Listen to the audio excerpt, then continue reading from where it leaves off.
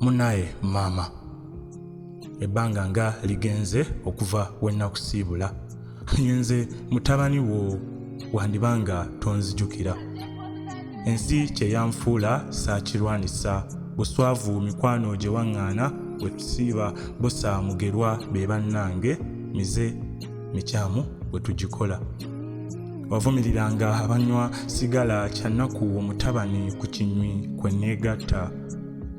Maama nga nkuswazizza, obulimba nga wabunkubira ebyaddala, emirimu gyabula. Hello mama, nze mutabani wo ataasibula. Ku myaka 14 ndi mutabani omulungi atumibwa wensobya nkubwa ngunjula.